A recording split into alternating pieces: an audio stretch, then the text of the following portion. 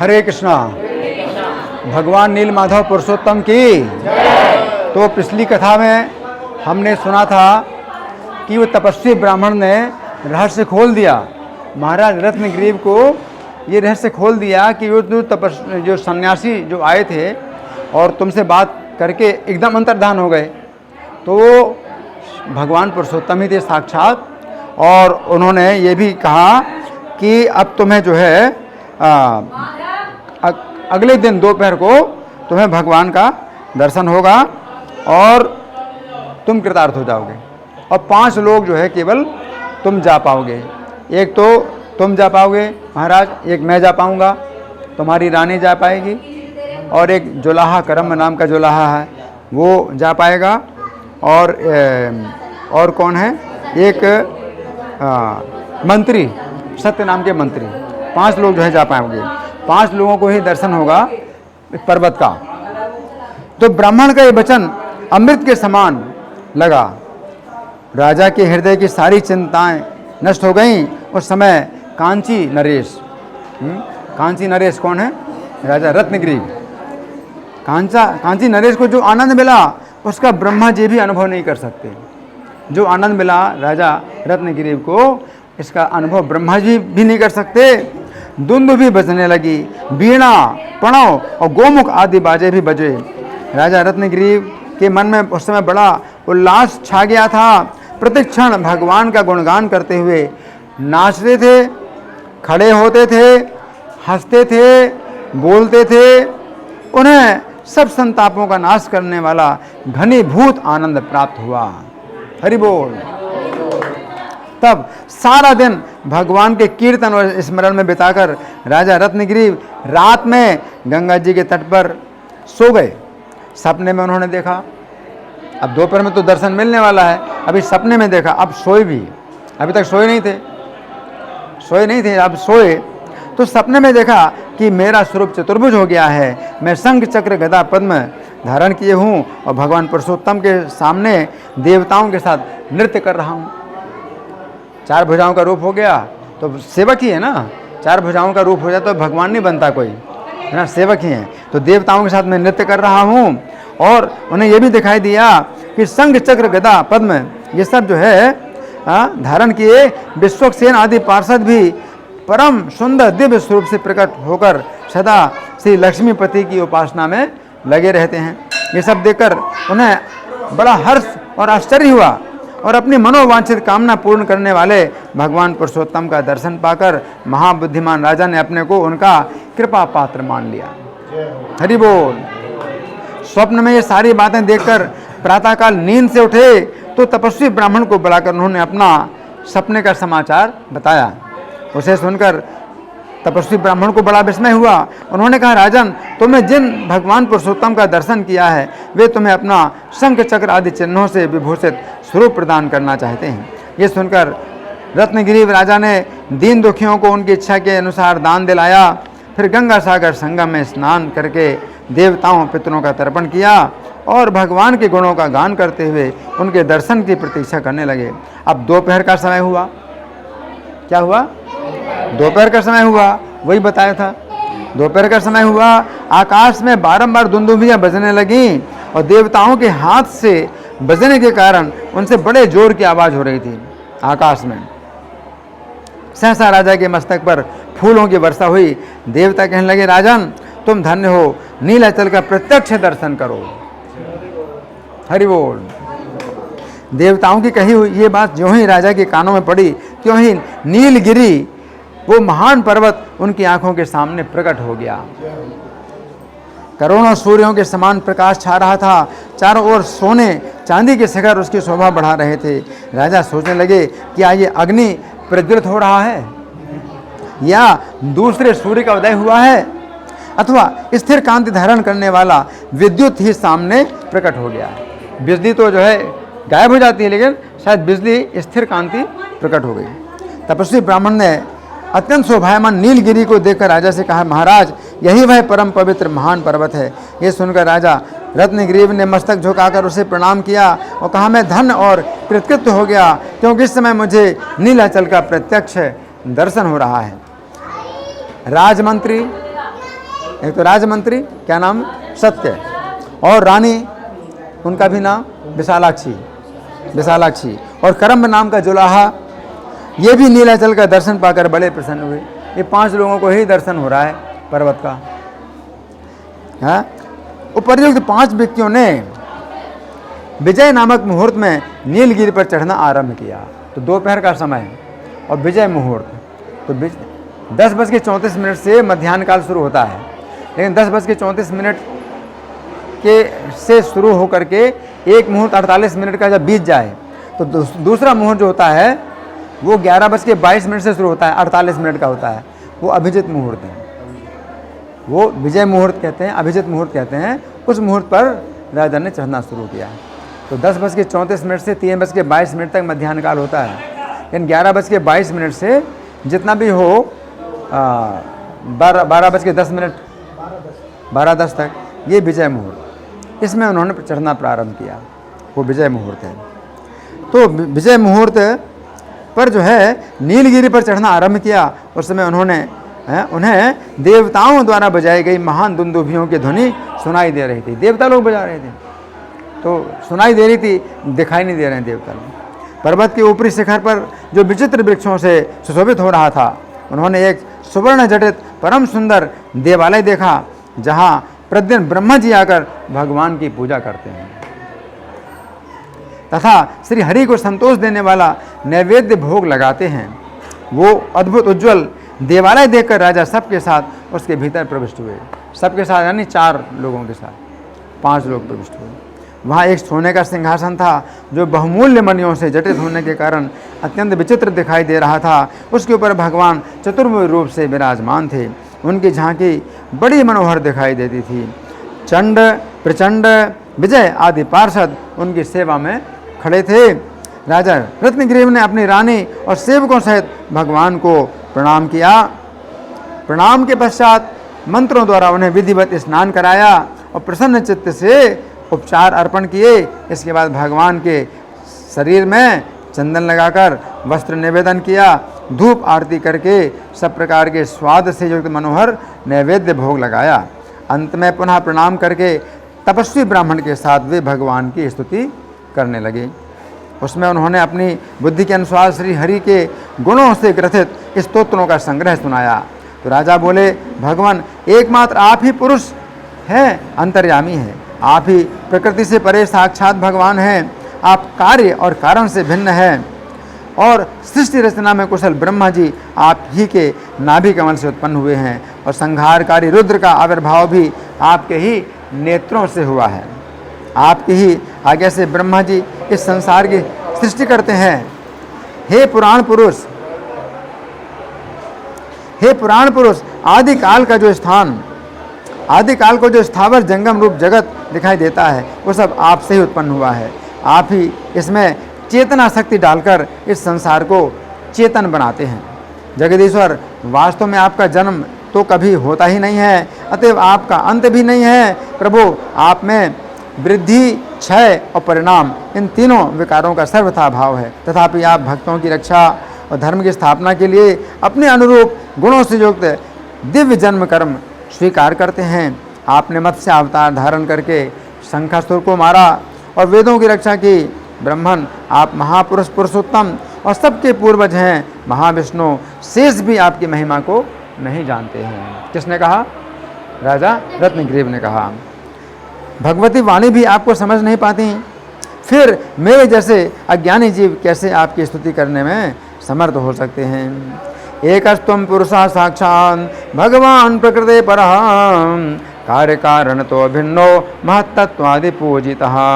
त्वन्नाभिकमला यज्ञे ब्रह्मा सृष्टि विचक्षणः, तथा संहार कर्ता च रुद्रस्त्वन्नेत्र संभवः। त्वया ज्ञप्तः करोत्यस्य विश्वस्य परिचेष्टितम्। इस प्रकार स्तुति करके राजा ने भगवान के चरणों में मस्तक नवाकर पुनः प्रणाम किया। उस समय उनका स्वर गदगद हो रहा था। समस्त अंगों में रोमांच हो आया। उनकी स्तुति से भगवान पुरुषोत्तम बहुत प्रसन्न हुए। उन्होंने राजा से सत्य और सार्थक वचन कहा। श्री भगवान बोले, राजन, तुम्हारे द्वारा की हुई इस स्तुति से मुझे बड़ा हर्ष हुआ है। महाराज, तुम ये जान लो कि मैं प्रकृति से परे रहने वाला परमात्मा हूँ। अब तुम शीघ्र ही मेरा प्रसाद ग्रहण करो। क्या कहा भगवान ने? शीघ्र ही मेरा प्रसाद ग्रहण करो। इससे परम मनोहर चतुर्भुज रूप को प्राप्त होकर परम पद को जाओगे।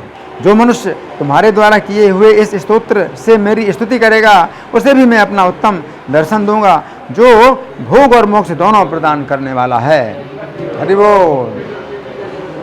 भगवान के कहे हुए इस वचन को सुनकर राजा ने अपनी सेवा में रहने वाले चारों स्वजनों के साथ नैवेद्य भक्षण किया। कुल मिला के 5, चारों के साथ नैवेद्य भक्षण किया। तब क्षुद्र घंटिकाओं से सुशोभित सुंदर विमान उपस्थित हुआ। सुंदर विमान आया, एयरप्लेन, वैकुंठ का प्लेन। क्षुद्र घंटिकाओं से सुशोभित सुंदर विमान उपस्थित हुआ। उस समय धर्मात्मा राजा रत्नग्रीव ने, जो भगवान की कृपा पात्र हो चुके थे, श्री पुरुषोत्तम देव का दर्शन करके उनके चरणों में प्रणाम किया और उनकी आज्ञा लेकर अपनी रानी के साथ विमान पर जा बैठे।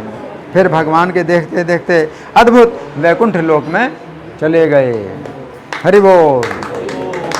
राजा के मंत्री भी धर्मपरायण और धर्मवेत्ताओं में सबसे श्रेष्ठ थे, अतः वे भी विमान पर बैठकर उनके साथ ही गए। संपूर्ण तीर्थों में स्नान करने वाले तपस्वी ब्राह्मण भी चतुर्भुज स्वरूप को प्राप्त होकर वैकुंठ को चले गए। इसी प्रकार करम्ब ने भी, कौन? करम्ब चुलाहा। करम्ब ने भी भगवान के गुणों का गायन करने के पुण्य से उनका दर्शन पाया और संपूर्ण देवताओं के लिए दुर्लभ भगवत धाम को प्रस्थान किया। सभी एक ही साथ परम अद्भुत विष्णु लोक की ओर प्रस्थान करते हैं। सबके 4 भुजाएं थीं, सबके हाथों में शंख, चक्र, गदा और पद्म शोभा पा रहे थे। सभी मेघ के समान श्याम सुंदर और विशुद्ध स्वभाव वाले थे। सबके हाथ कमलों की भांति सुशोभित थे। 5 हार, केयूर, कड़ों से सभी के अंग विभूषित थे। इस प्रकार उन सब लोगों ने वैकुंठ धाम की यात्रा की। साथ में आए हुए प्रजा वर्ग के लोगों ने विमानों की पंक्तियां देखी। देखो, और कुछ नहीं देखा, प्रजा ने विमानों की पंक्तियां देखी। 5 एक लाइन में विमान आकाश में जा रहे हैं।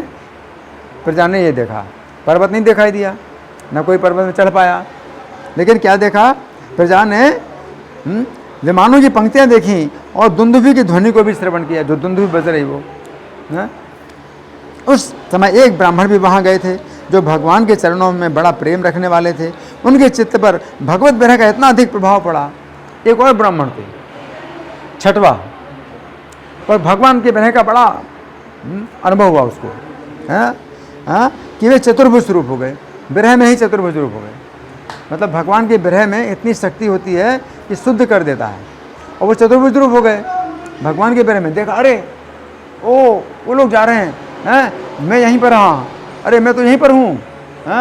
तो इतना विरह हुआ उसको कि वो 4 भुजाएं उनकी हो गई। अद्भुत बात देखकर सब लोग ब्राह्मण के महान सौभाग्य की सराहना करने लगे और गंगा सागर संगम में स्नान करके कांची नगरी में लौट आए। 6 लोगों का जो है वैकुंठ गमन हुआ। हरि बोल। सब लोग कहते थे, उत्तम बुद्धि वाले महाराज रत्नग्रीव का अहोभाग्य है, जो इसी शरीर से श्री विष्णु के परम धाम में चले गए। हरि बोल। राजन, अब सुमति कह रहे हैं, किससे? शत्रुघ्न से। सुमति कहते हैं, राजन, यही वह नीलगिरी है जिसका भगवान पुरुषोत्तम ने आदर बढ़ाया है। इसका दर्शन करने मात्र से व्यक्ति परम पद वैकुंठ धाम को प्राप्त हो जाते हैं। जो सौभाग्यशाली पुरुष नीलगिरी के इस महात्म्य को सुनता है, सुन रहे हो? जो सौभाग्यशाली पुरुष नीलगिरी के इस महात्म्य को सुनता है तथा जो दूसरे लोगों को सुनाता है, मैं सुना रहा हूं, वे दोनों ही परम धाम को प्राप्त होते हैं। इसका श्रवण स्मरण करने मात्र से बुरे सपने नष्ट हो जाते हैं। इसका श्रवण स्मरण करने मात्र से बुरे सपने नष्ट हो जाते हैं और अंत में भगवान पुरुषोत्तम इस संसार से उद्धार कर देते हैं। ये नीलाचल निवासी पुरुषोत्तम श्री राम के ही स्वरूप हैं। भगवान राम को समय राज्य चल रहा था, है ना, और अश्वमेध का घोड़ा आया था, और देवी सीता साक्षात महालक्ष्मी है। ये दोनों दंपति ही समस्त कारणों के भी कारण हैं। श्री राम अश्वमेध यज्ञ का अनुष्ठान करके संपूर्ण लोगों को पवित्र कर देंगे। उनका नाम ब्रह्म हत्या के प्रायश्चित में भी जपने के लिए बताया गया है। राम नाम लेने से ब्रह्म हत्या जैसे पातक भी दूर हो जाते हैं। सुमित्रानंदन, इस समय तुम्हारा यज्ञ संबंधी घोड़ा पर्वत श्रेष्ठ नीलगिरी के निकट जा पहुंचा है। तुम भी वहां चलकर भगवान पुरुषोत्तम को नमस्कार करो। सुमति ने कहा शत्रुघ्न जी से, वहां जाने से हम सब लोग निष्पाप होकर अंत में परम पद को प्राप्त होंगे, क्योंकि भगवान के प्रसाद से अब तक अनेक मनुष्य भवसागर को पार कर चुके हैं। तो शेष जी इस कथा को सुना रहे हैं। अब पूरी कथा कौन सुना रहे हैं? शेष जी। किसको सुना रहे हैं? वात्स्यायन मुनि को। शेष जी कहते हैं, वात्स्यायन इस प्रकार सुमति भगवान की महिमा का वर्णन कर रहे थे। इतने ही में वो घोड़ा पृथ्वी को अपनी टापों से खोता हुआ वायु के समान वेग से चलकर नीलाचल पर पहुंच गया। घोड़ा भी पहुंच गया नीलाचल पर। तब राजा शत्रुघ्न भी उसके पीछे पीछे जाकर नीलगिरी पर पहुंचे और गंगा सागर संगम में स्नान करके पुरुषोत्तम का दर्शन करने के लिए गए। निकट जाकर उन्होंने देव दानव वंदित भगवान को प्रणाम किया और उनकी स्तुति करके अपने को कृतार्थ माना। हरि बोल। तो ये जो कथा है ये भगवान राम के अवतार की है, जो कि त्रेता युग में हुई। और उसके बाद जो है जब भगवान जगन्नाथ जी का आगमन हुआ है ना, तो ये कथा और अलग है कथा जो राजा इंद्रद्युम्न के साथ हुई। और ये नील पर्वत में जो भगवान हैं ये जो है अंतर्धान हो गए और उन्होंने सपना दिया कि राजा इंद्रद्युम्न को सपना दिया कि तुमको इस रूप में अब दर्शन नहीं होगा, तुमको दूसरे रूप में दर्शन नहीं होगा। और वो दारू ब्रह्म जो है जगन्नाथ सुभद्रा बलदेव के रूप में प्रकट हुए। तो ये जो है दर्शन अब नहीं दे रहे हैं। अब सबको दर्शन नहीं देते, ये जगन्नाथ के रूप में ही दर्शन होता है सबको। अब हम लोग आते हैं तो बहुत कम लोग ही हैं जो इनका दर्शन कर पाएंगे। बाकी अब ब्रह्मा जी का जो दूसरा परार्थ चलेगा, दूसरे परार्थ में पूरा है, यानी ब्रह्मा जी की आधी आयु जो पूरी हो चुकी है और आधी आयु अब जो बाकी है, इसमें जगन्नाथ सुभद्रा बलदेव के रूप में भगवान सबको दर्शन देंगे। श्री नील माधव भगवान की, श्री नील पर्वत महामहोत्सव की। हरे कृष्णा।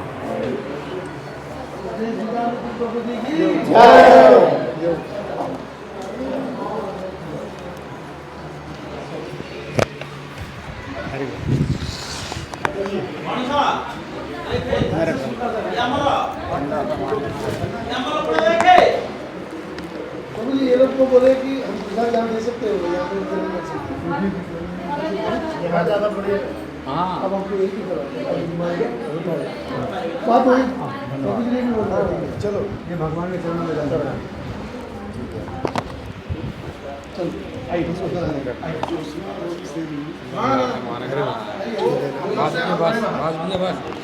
सबको यहीं पे प्रसाद ग्रहण करना है। नहीं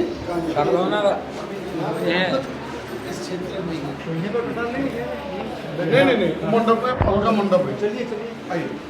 ओ जल्दी प्रसाद ग्रहण करने का, हमें तो ज़्यादा समय नहीं।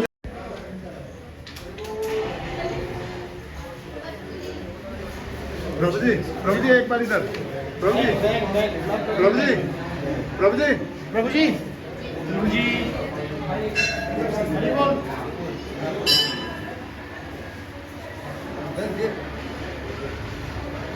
मेरा तो आया नहीं।